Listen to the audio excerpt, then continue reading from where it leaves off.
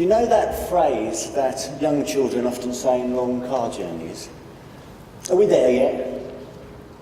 Well, I guess you could say that same question about reaching adulthood. Anyone here?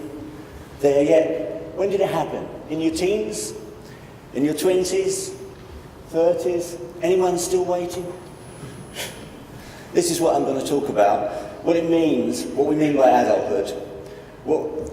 Why we need to move away from narrow age-boundaried thinking. And this is where I want to have my cake and eat it a bit.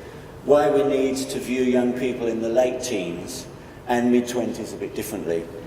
And as a member of the Transition to Adulthood Alliance, we've been pushing these points for a while, but we do come across people who say, well, what's all the fuss about? You know, sort of, you're an adult at 18, simple as that, you know, always has been. And then other people say, well, in my day, and I think we've got to dig a little bit deeper into all of this, because those ideas don't stack up anymore. And what I'm going to do is help us think about all young people so that we can put them into the young people in the criminal justice system into a bit of a context. So, who gets it? Who gets the idea that we've got to move away from this narrow age view of 18 or 16?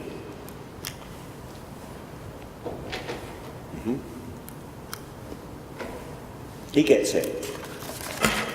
Sir Alex Ferguson, the manager of Manchester United Football Club for 24 years, most successful British manager in history.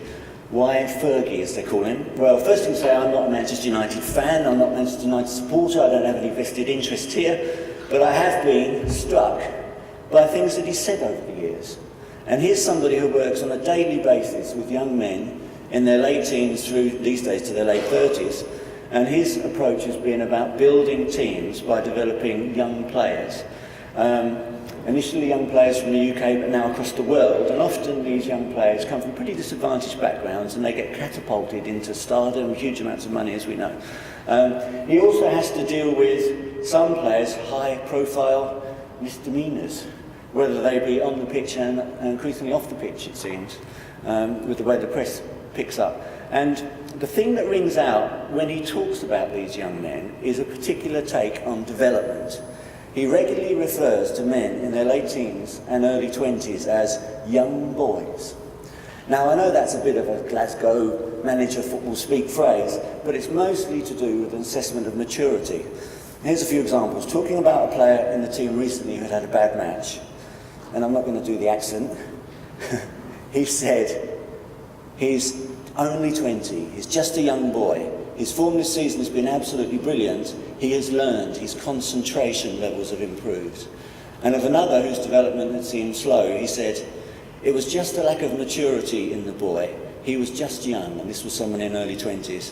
And then this quote sums up his overall view. Players don't get to that final part of their development until that 25-year area. They start getting authority, timing, calmness, all those various parts. But not everyone's got this view, of course, about young adulthood. So how have we come to the current views? Well, I blame this person. Well, okay, it's a bit unfair to blame Judy Garland, the singer and actress, but she does have a special place in this debate. On the eve of the Second World War, at the age of 16, she began a tour to coincide with the premiere of the film The Wizard of Oz, and the response to that was absolutely unheard of for a young entertainer. 37,000 people, most of them young people, turned up outside the theatre in New York throughout the day, and she ended up doing 7 shows to them. And she did a tour, and it was the same response everywhere. And basically, without exaggerating a touch, but the youth market exploded overnight. It was created then.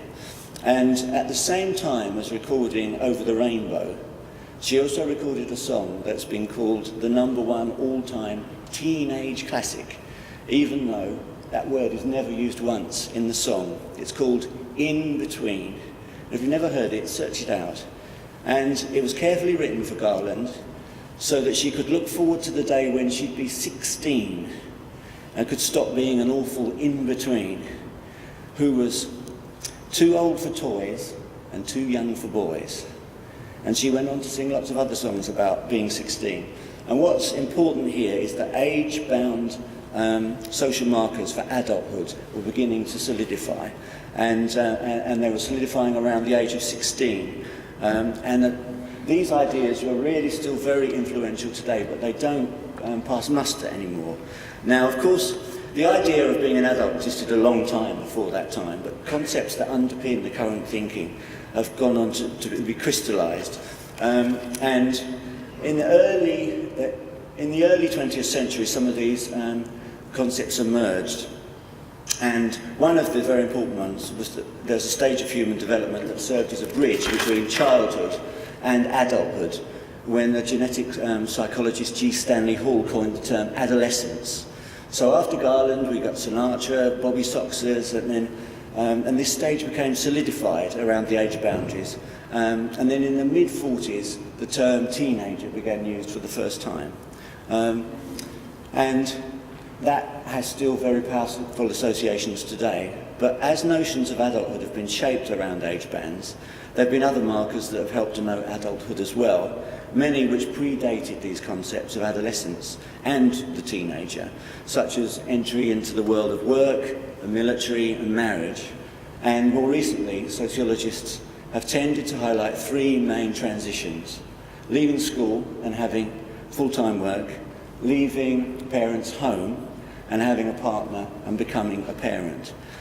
So let's look at these to see what's happening now to the age group that we're talking about. Now, few young people are able to move directly from school to work nowadays, and with the great majority in some form of training, higher education, or are unemployed. Young adults are now much more dependent on family support for accommodation. So in the early 90s, 50% of males, 32% females were living in the family home, aged 20 to 25. Now it's more like 58% males, 39% females, and some, of course, leave and return later, sometimes disparagingly called boomerang kids. And again, people will be familiar. Young people leaving home, possibly going to university, maybe not working out, or maybe a partnership starting, that not working out after a while, returning home, needing some support, maybe beginning a job. And of course, in some communities, we need to recognise this, and in particular ethnic groups, continuing to live in the parents' home is not seen at all as inconsistent with the idea of adulthood. And we need to remember as well, this age group, 20 to 29 in England, is the most diverse in terms of ethnicity in the UK. The black and minority ethnic population is twice the size in this age group as it is at 19% than in the population overall.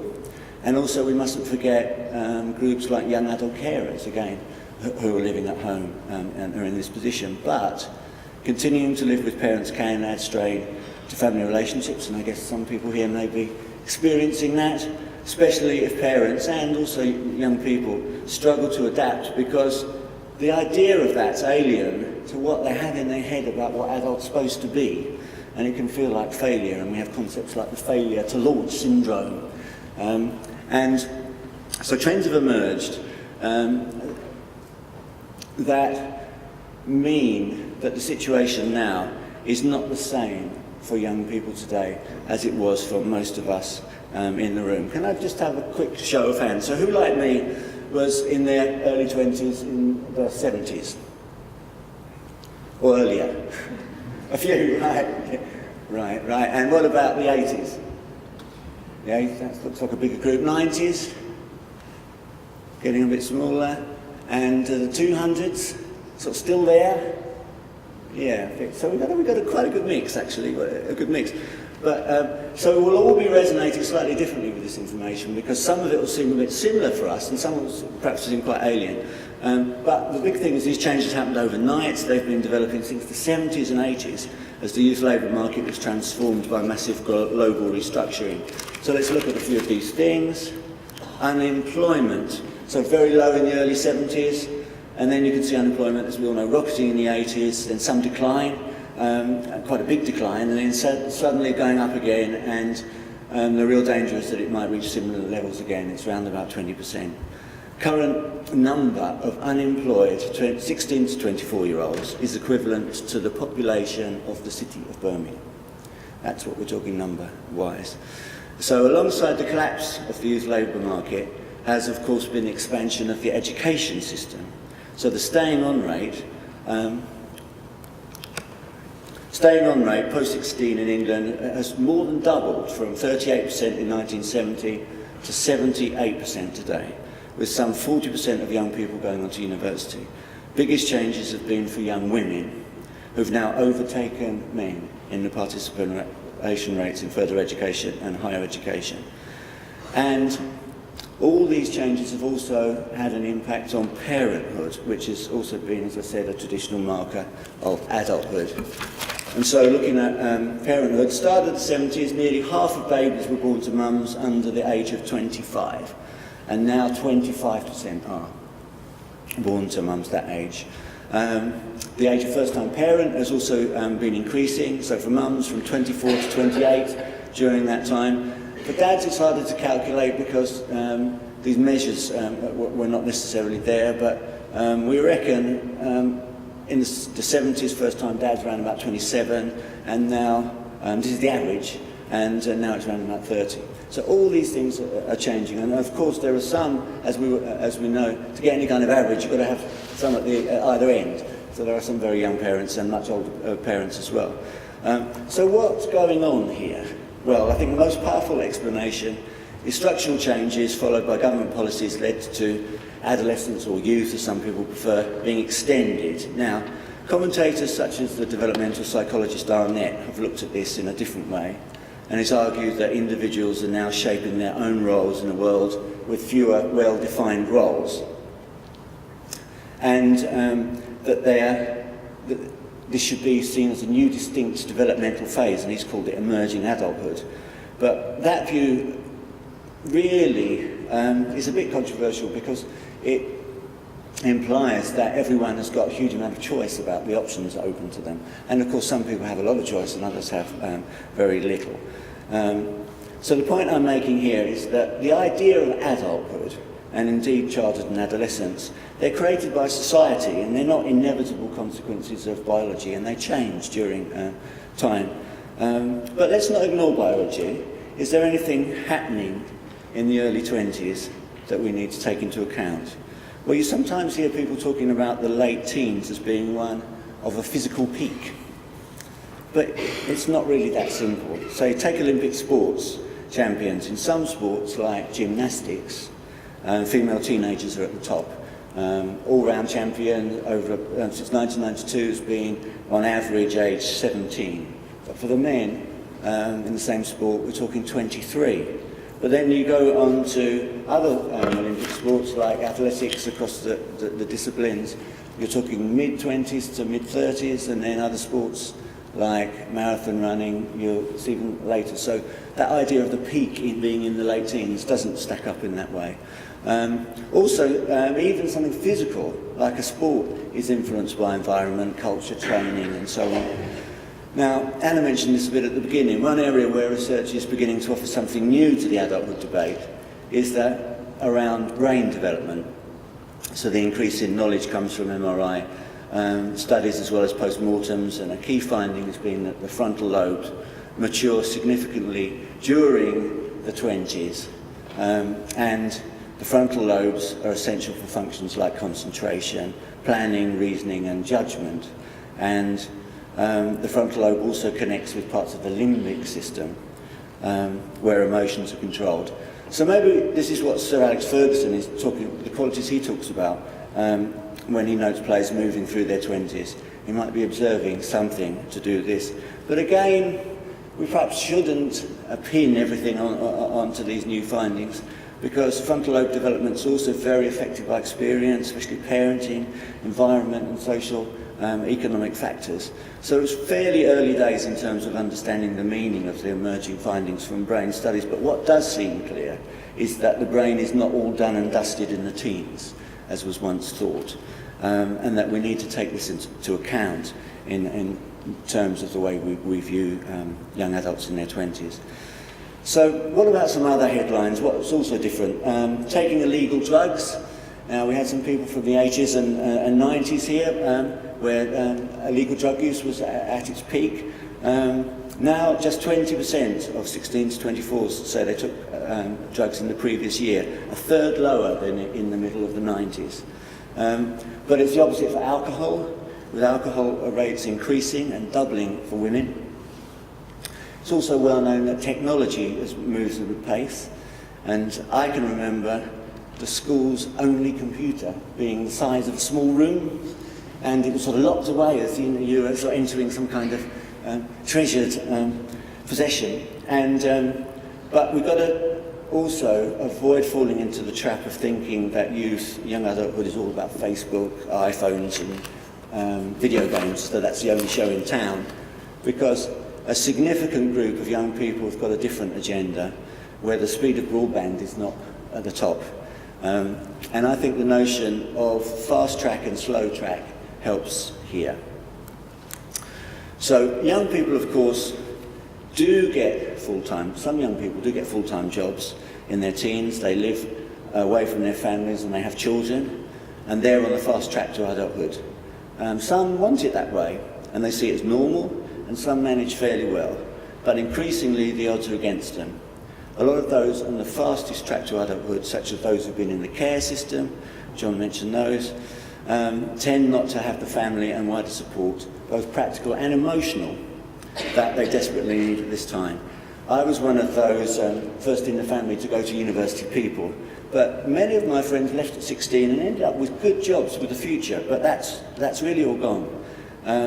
And this has hit unskilled young men, especially young men, very badly from all ethnic groups, but maybe particularly from white young men as well, because they form obviously the largest number of this group. And so the fast track to adulthood has created casualties along the way. And also for the slow trackers, those who go to university, it's getting harder, costs increasing as we know, prospects afterwards less immediate, the emergence of unpaid internships in some sectors is maybe beginning to be a symbol of this. And of course, 7% on average of young people don't stay the distance. And in some universities, for young undergraduates, that's a much higher figure. And then moving on to young people with additional problems, those with learning difficulties experience massive unemployment and are significantly overrepresented in prison. Where I live in Hove, which is a fairly well-to-do area, a 20-year-old with moderate learning difficulties who stayed on at college, worked hard, didn't gain any GCSEs, maybe he's done 100 hours of volunteering to get a V award, can now expect 2 half-days volunteering in a charity shop with no great prospects beyond that. And this is where I get into a bit of a rant mode, I'm afraid, but maybe I won't apologise.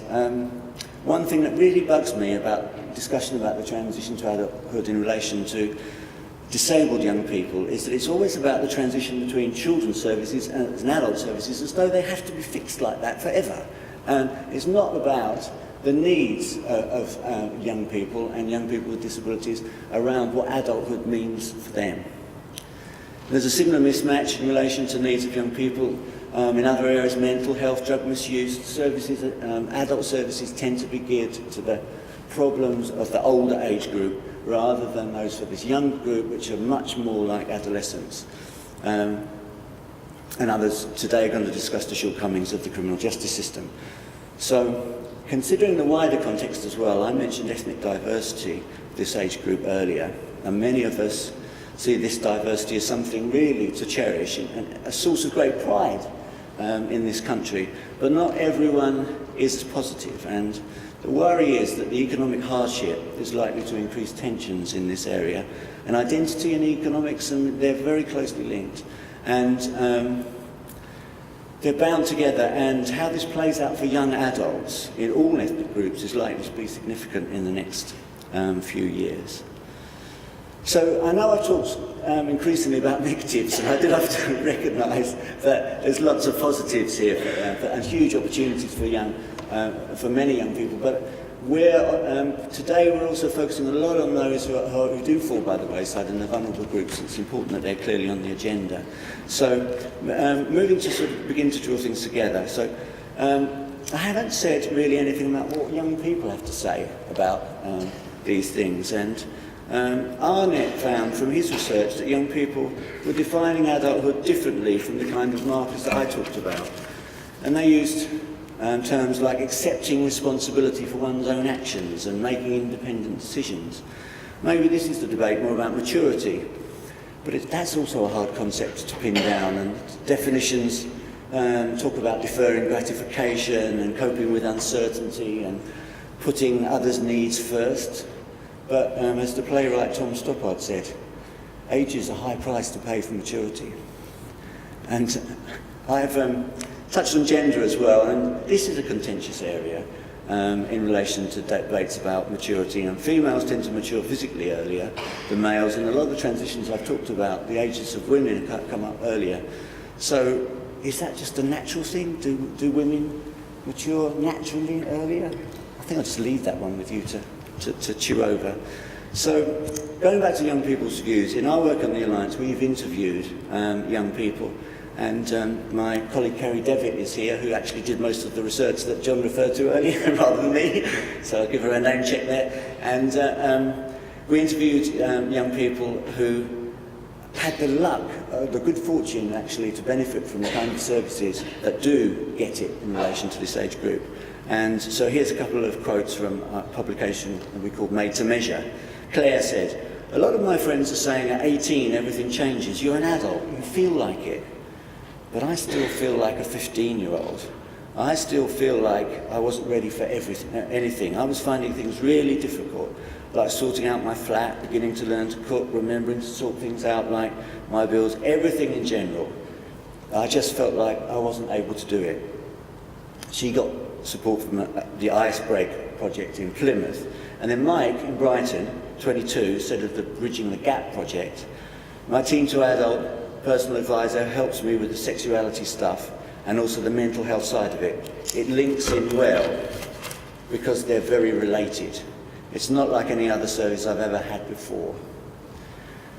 So wrapping it up, these big changes have happened, but they've been slow to make sense of. As I said, these have been happening since the 70s, and we're talking about this now. You know, it's been apparent for quite a long time.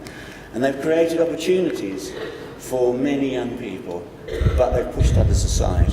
And as older people, we need to be very wary, I think, about using our own experiences as a simple template that young people today should be able to follow.